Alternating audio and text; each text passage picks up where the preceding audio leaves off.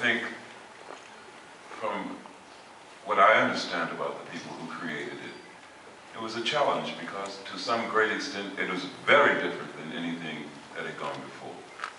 Certainly that it was character driven, that there were so many people to take care of weekly, that in fact it looked more like the way we are than a projection and allegory about the 24th century.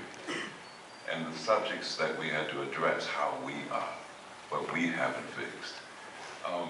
And so to some extent, I think the challenge was to get the people to care, especially about Cisco, because he didn't want to be there. You see what I mean? So the challenge is, why should we care if he does not?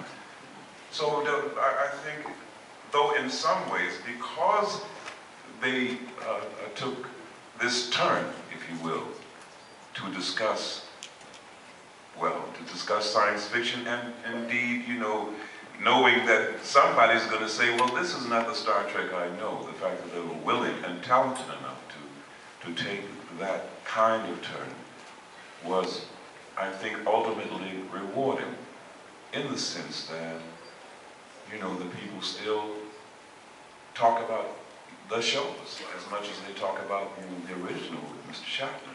Right. And that's the test of it, isn't it? In some form or another, what is classic. Part of the test of classicism is who's talking about it. See?